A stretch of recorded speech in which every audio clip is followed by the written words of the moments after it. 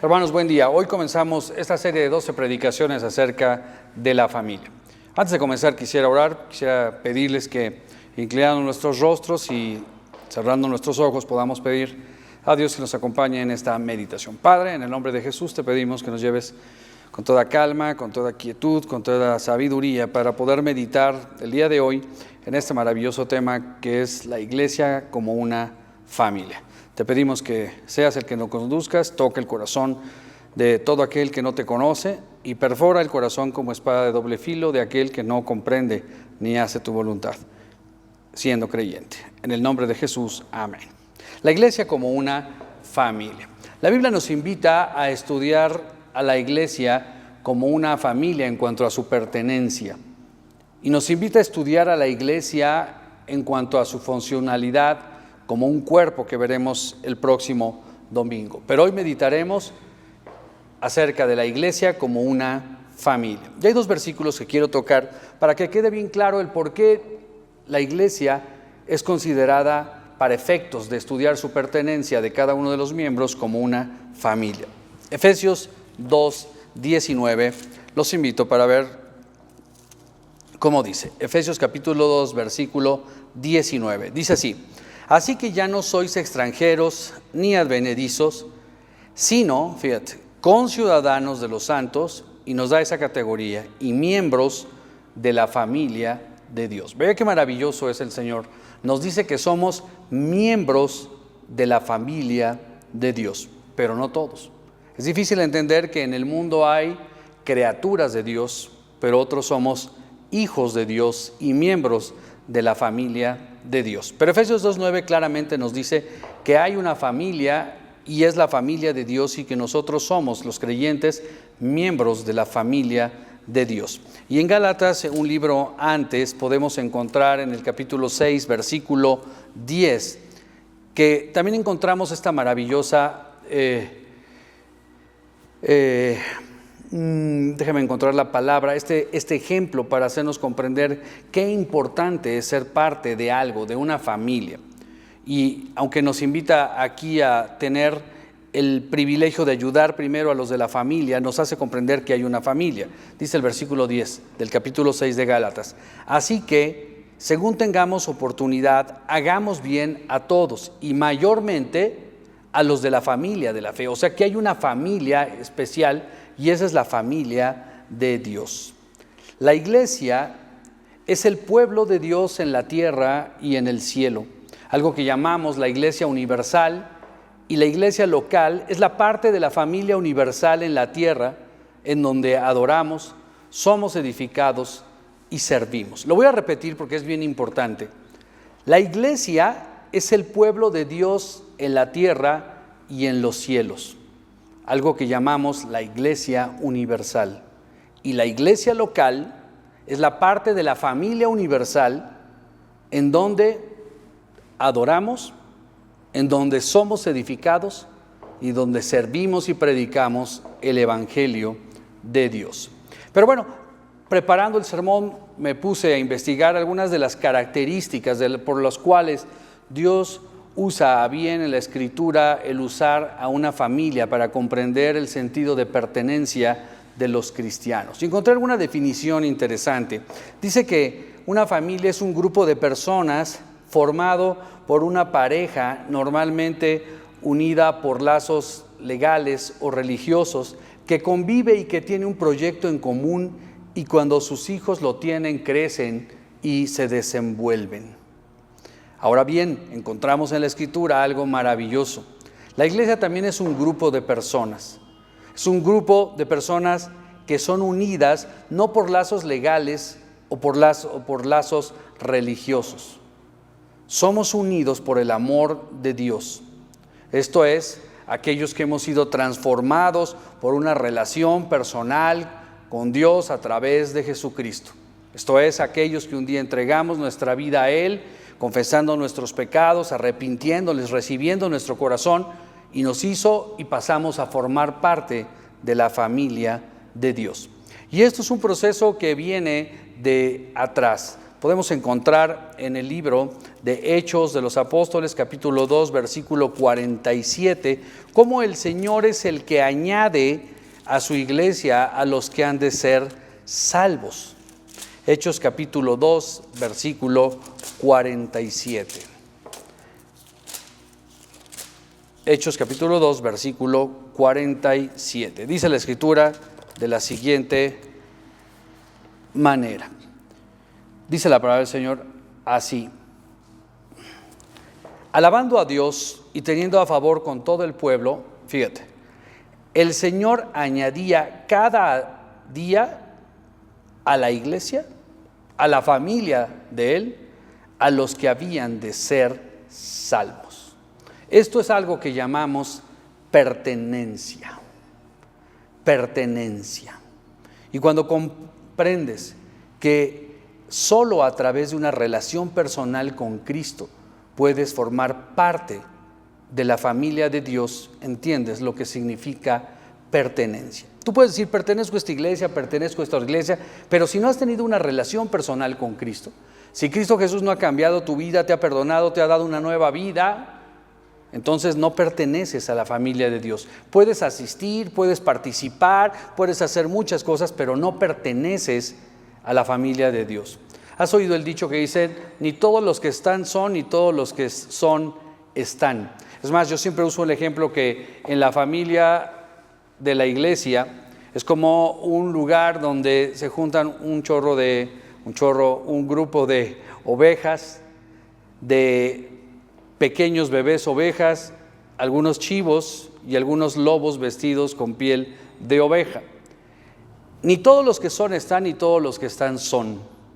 Las ovejas son los hermanos maduros ya en la fe, los que a pesar de muchos errores y todo, van creciendo, adorando, edificando y sirviendo.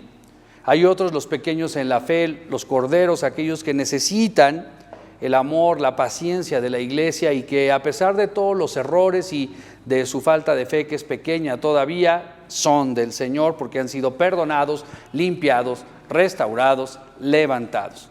Pero hay otros que son los chivos, son los hermanos que se portan mal, sí son cristianos, pero parece que no son cristianos. Pero hay otros, los que llamamos los lobos vestidos con piel de oveja, que no lo son. Son los religiosos, son los peores. Son los que se jactan de ser los mejores, pero son aquellos que no han sido transformados, porque no tienen la sensibilidad, el amor de Dios para con su iglesia.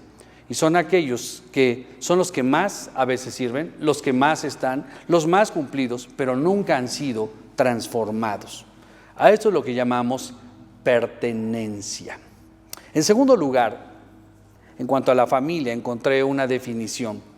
Es el conjunto de ascendientes y descendientes y demás personas relacionadas entre sí por parentesco de sangre o por un concepto legal. Porque puede haber hijos que son de sangre, o sea, que nacieron de una pareja, pero también pueden ser adoptados. Así es que el conjunto de ascendientes y descendientes relacionados entre sí por parentesco o legalmente adoptados pueden constituir una familia. En la iglesia hay algo maravilloso. Lo que nos une no es ese elemento legal o de parentesco carnal. Lo que nos une es la sangre de Jesucristo que nos salva de la muerte, pero también nos da ese sentido de pertenencia e identidad con la familia de Dios. Si no, fíjate lo que dice la Escritura en la carta nuevamente del apóstol Pablo a los Efesios, capítulo 1, versículo 7, y dice la Escritura de la siguiente manera. Fíjate nada más, dice, en quien tenemos redención por su sangre, el perdón de pecados según las riquezas de su gracia. En la iglesia no nos unen lazos legales ni lazos consanguíneos carnales. Nos une la sangre de Jesucristo derramada en la cruz del Calvario y nos da identidad con la iglesia. con la familia de Dios en la tierra. Esto es lo que llamamos identidad. Así que vamos 2 puntos. El primero, pertenencia, y el segundo, llamamos identidad. El pertenecer a la familia de la iglesia nos da un sentido de pertenencia y nos da un sentido de identidad, algo que el ser humano necesita, anhela y busca con vehemencia. Y en tercero y último lugar, encontramos una definición interesante. La familia es el núcleo fundamental de las sociedades, lo encontré. Y como tal, es el ente que va a contribuir al desarrollo integral de todos sus miembros. Decía el diccionario sociológico, la familia es el componente fundamental de toda sociedad, donde cada individuo, unido por lazos consanguíneos o legales o por afinidades, logra proyectarse y desarrollarse. En la Escritura podemos encontrar algo maravilloso. Si bien es cierto, hay familias funcionales que con errores y muchísimas cosas desagradables, al final es una familia funcional. Pero en la Escritura podemos encontrar que en la Biblia, podemos encontrar en la Escritura que la iglesia es una familia diferente, es una familia espiritual, es la familia de Dios en la tierra. Y ve lo que dice Primera de Pedro 2:9 en cuanto a esto. Primera de Pedro 2:9. Primera de Pedro 2:9 dice así, fíjate. Mas vosotros sois linaje escogido, real sacerdocio, nación santa y pueblo adquirido por Dios para que anunciéis las virtudes de aquel que os llamó de las tinieblas a su luz admirable. Aún el gran enemigo de la cristiandad, como es Federico Engels, y en uno de sus libros que me encanta, no porque esté de acuerdo en sus creencias o en sus principios, no todo es malo, examina todo, retén lo bueno y desecha lo malo, un libro estupendo. Escribió alguien que se llama El origen de la familia y de la sociedad. Y él reconoce a la familia como un componente indispensable de la sociedad. Incluso, hermanos, en la iglesia, la familia nuclear, no la extendida, la familia nuclear representa el poder de la iglesia. Una familia cristiana fuerte, una iglesia fuerte, es cuando tiene familias nucleares sólidas, aunque sean completas o incompletas, pero que sean funcionales. Una iglesia, tú mides su poder en cuanto al número de familias comprometidas, completas o incompletas, funcionales, que aman a Dios. Fíjate esto, el poder de una iglesia radica en este sentido, en este punto, en el número de familias completas o incompletas. Déjame diferenciarte. Completas es cuando existe papá, mamá e hijos probables, o nomás papá y mamá, pero es una familia completa. O una familia incompleta es cuando alguien es papá y mamá y con hijos, pero es funcional. La familia nuclear es papá, mamá e hijos. La familia extendida es cuando ya consideras a los suegros, a los abuelos, y bueno, en México eso se vuelve un problema porque tenemos muéganos familiares, lo cual no es tan bueno para nuestras familias. Por cierto, vale la pena que examines esto, porque los domingos, ¿con quién pasas la comida? Tú dices, la paso con la familia. No, ¿con cuál familia? ¿Con la familia nuclear, que es tu familia, o con la familia extendida? Y entonces tus hijos te darán cuenta que no es cierto que la pases con ellos. La pasas con los abuelos, con los suegros, con los cuñados y todo lo demás, y no atiendes a tu familia nuclear. Una iglesia local, repito, es fuerte en cuanto al número de sus familias nucleares sólidas, completas o incompletas, pero funcionales, integradas y habiendo sido amadas por Dios. Hay un versículo que me encanta en el libro de Josué, capítulo 24:15, que no voy a ir por tiempo, pero a mí me encanta. Creo que cuando hay un jefe de familia, sea papá, mamá, o papá que hace de papá, mamá, o mamá que hace de papá o mamá, pero cuando alguien que es la cabeza de la familia dice, como decía José, bueno, yo no sé si ustedes van a adorar a ídolos o todo lo demás, pero yo en mi casa serviremos a Jehová. Y al menos en mi casa, hermanos, donde yo soy papá y mamá, yo soy la cabeza de la casa, al menos mis 3 hijas saben que mientras vivan en ese techo, yo como jefe de la familia he decidido que mi casa y yo serviremos a Jehová. Y que cuando ellas son mayores de edad y si en un momento no quieren someterse a esta autoridad, ellas tienen que decidir y salir. Pero ¿cuántas veces, aún familias de nuestra iglesia, los padres tienen que traer a la fuerza a sus hijos, los hijos tienen que venir molestos, enojados, y aún así hay que hacerlo? Los hijos, mientras vivan en casa, deben someterse a la autoridad de la cabeza del hogar, ya sea papá o mamá, en cualquiera que sea su caso. Una iglesia local fuerte es porque tiene familias fuertes. En nuestra iglesia creo que el éxito ha sido es que tenemos un buen número de familias nucleares convertidas, sus miembros al Señor, y que nos dan una fortaleza para seguir adelante. La iglesia local es el único lugar donde el creyente, además, hermano, puede cumplir su ministerio y su propósito. Imagínate un pitcher de béisbol y que dice: yo no necesito un equipo. No sé qué haría, aventaría la pelota, pues lo puede aventar contra la pared, lo puede aventar arriba y cacharlo con su manopla, pero nunca sería un pitcher de béisbol. Necesita a un equipo. Un futbolista necesita un equipo, porque si tiene un balón y él está solo, pues puede jugar con la pelota, llevarlo en la rodilla, puede aventar la pelota contra el muro, pero nunca va a cascarear, nunca va a hacer jugadas, nunca va a meter goles a un portero, porque un futbolista necesita un equipo. Un director de orquesta no puede dirigir algo cuando no existe la orquesta. Porque hay cristianos que dicen: yo amo a Dios, pero no amo a ninguna iglesia. O yo amo a Dios, pero no me gusta la iglesia local. Bueno, pues es cualquiera de estos ejemplos. Se me hace un absurdo, porque si amas a Dios, amas a la iglesia de Dios y te unes a una iglesia local. Esto es lo que llamamos propósito. Así es que pertenecer a la familia de Dios y a una iglesia local te da el sentido de pertenencia. 2, te da el sentido de identidad. 3, te da el sentido o te da la capacidad de tener un propósito para cumplir tu ministerio.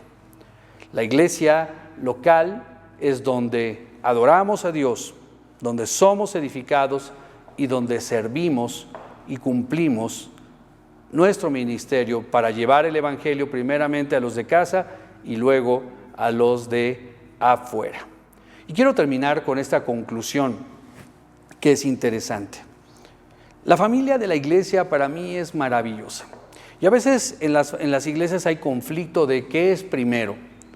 Por supuesto, en todo sentido, primero es Dios, luego la familia y luego la iglesia. Pero imagínate cuando un padre tiene que decidir si entre dar tiempo a su familia nuclear o dar tiempo a la familia espiritual. Por supuesto, cuando eres nuevo creyente es entendible y eres el único miembro de la iglesia y entonces te ves obligado a dividir tu tiempo. Pero yo nunca he encontrado este problema, al menos en mi familia.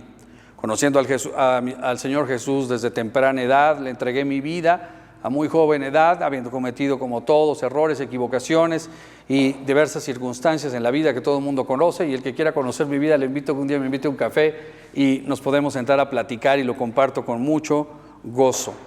Pero algo puedo decir, que la iglesia es para mí todo. Cristo es mi vivir y mi iglesia es importantísima en mi vida. Yo nunca tengo que decidir si en mi familia o la iglesia, porque mi familia está integrada a la iglesia. Y creo que eso es lo que da una tranquilidad, una paz, una sensación de pertenencia, de identidad y de propósito. En una familia hay grandes problemas y fuertes, pero se solucionan. En una familia hay tragedias y pérdidas, pero salimos adelante. En una familia hay épocas difíciles y dolorosas, pero estas pasan. En una familia hay momentos cuando alguno de sus miembros cometen errores, pero se perdonan y se disciplinan.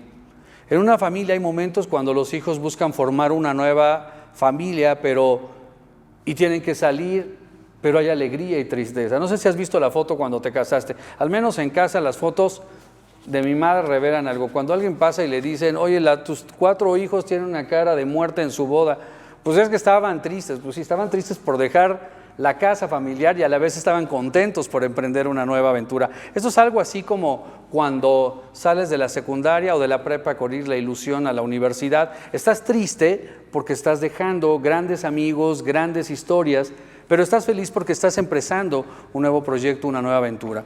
Cuando dejas una iglesia, tiene que ser cuando vas a un propósito que Dios te lleva y estás triste de dejar tu iglesia local para ir a otra y cumplir un nuevo propósito en tu vida. En la familia hay momentos cuando los hijos buscan hacer eso y deben irse alegres, por la puerta grande, felices. En una iglesia llega a haber separación, llega a haber divorcio, pero hay perdón, hay educación, hay responsabilidad y hay civilidad. En la iglesia sucede lo mismo por la imperfección de los creyentes, pero alguno, espero no lo tome a falta de respeto lo que voy a decir, pero había una película que me llamó mucho la atención y me dio mucha risa.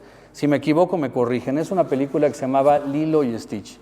Y la caricatura esa, el mensaje de todo eso, lo único que me dejó fue algo así como que decía, pero nunca se abandona a la familia.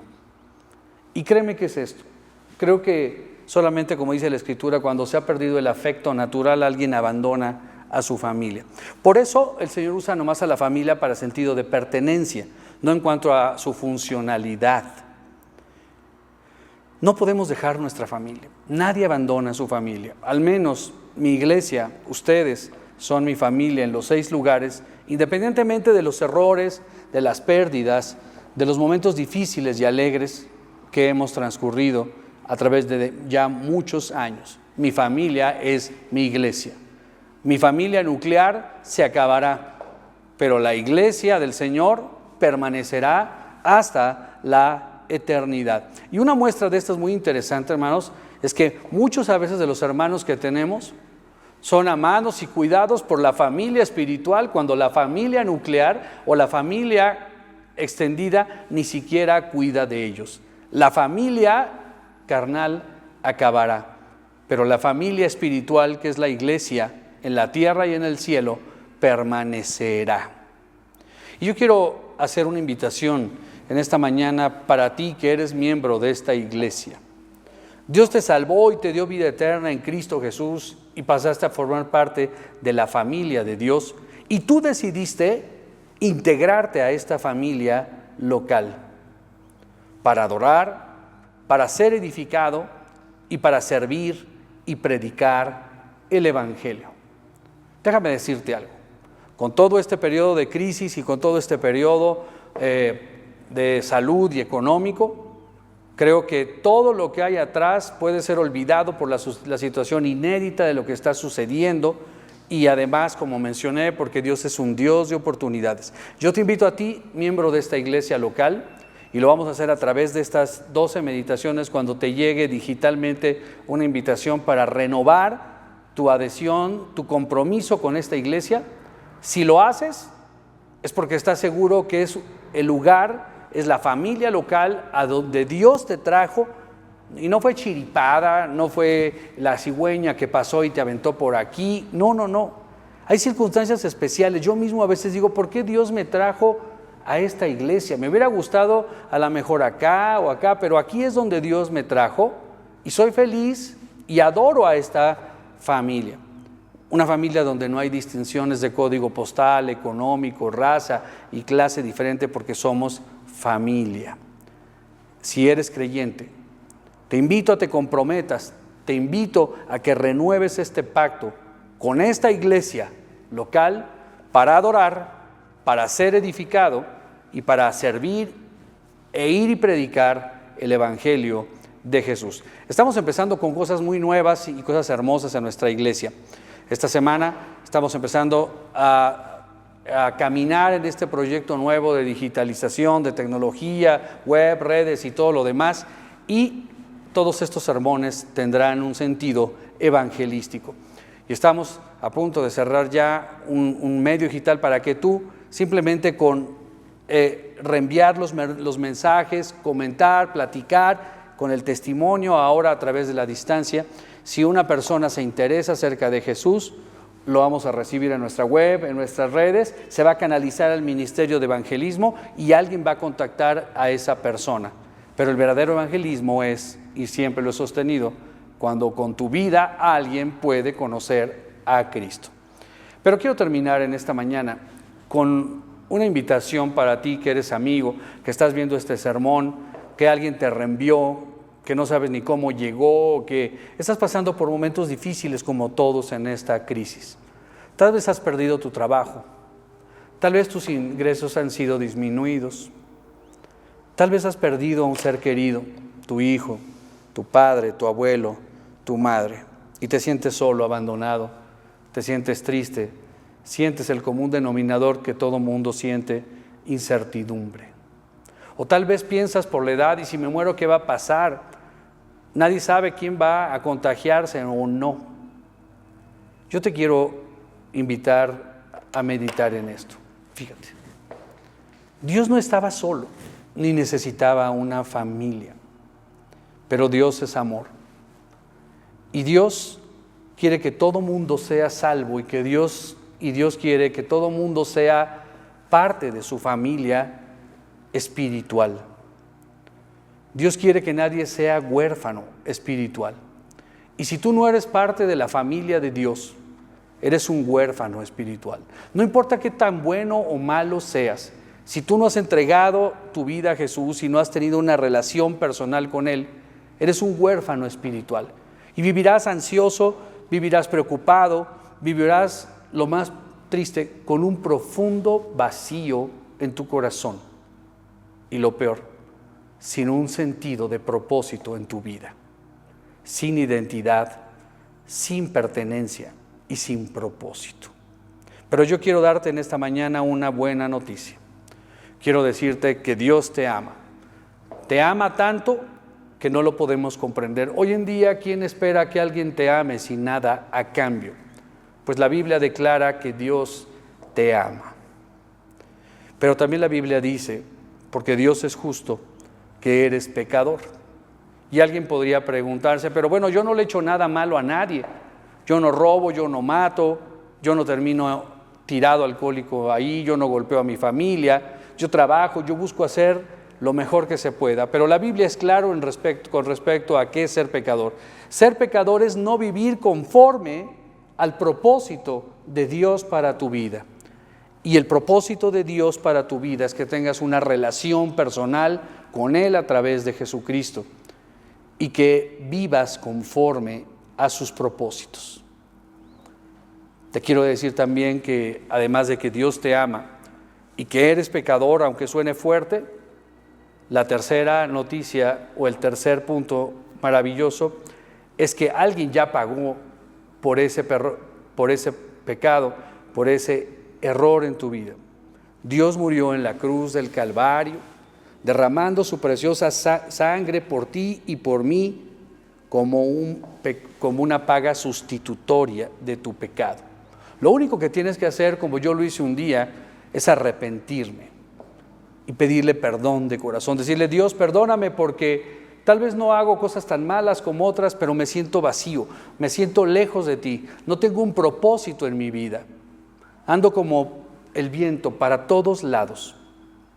Yo te invito en esta mañana a que reconozcas que eres pecador, reconozcas que has vivido lejos de su propósito, que te arrepientes, que le puedes pedir perdón porque el perdón es liberador y que le puedes invitar a que entre a tu corazón.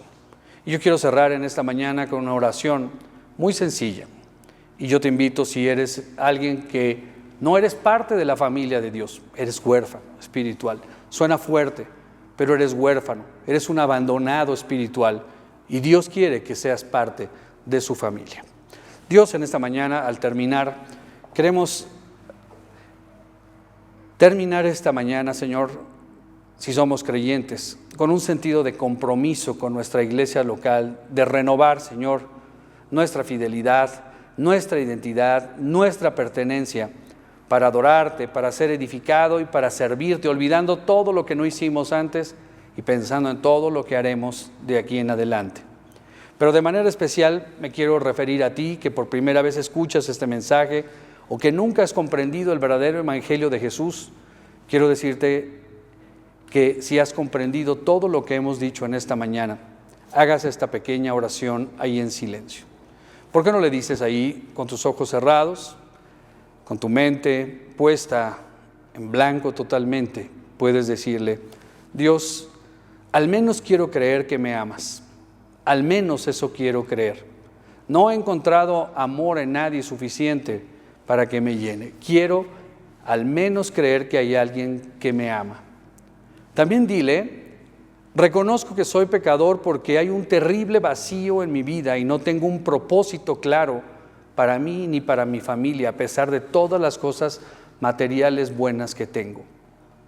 Dile también en oración: pero quiero que me perdones, quiero que me limpies y que tu sangre preciosa derramada en la cruz del Calvario borre mis pecados. Y finalmente dile así: sé que me amas, sé que soy pecador, me arrepiento de mis pecados. Y dile algo maravilloso: te invito a entrar a mi corazón y te pido que nunca más vuelvas a salir. Y termina esta oración diciéndole, es indispensable que termines diciendo esto: y todo esto te lo pido en el nombre de Jesucristo, quien reconozco que vivió y murió y resucitó por mis pecados. Padre, te agradecemos por este día y te pedimos que nos lleves con bien en esos momentos difíciles en que el mundo, nuestro país, nuestros negocios, nuestras familias puedan hacerlo. Y que nuestra fidelidad, nuestro compromiso, nuestra renovación de pacto a nuestra iglesia local sea un hecho verdadero en nuestras vidas para reforzar ese sentido de pertenencia, de identidad y de propósito en nuestras vidas. Te alabamos y te bendecimos en el nombre de Jesús. Amén. Hermanos, nos despedimos este domingo y los invitamos el próximo domingo para ver ahora el tema de estudiar a la iglesia como un cuerpo perfecto, el cuerpo que Dios nos dio. Que Dios les bendiga y nos vemos el próximo domingo en esta hora. Hasta luego.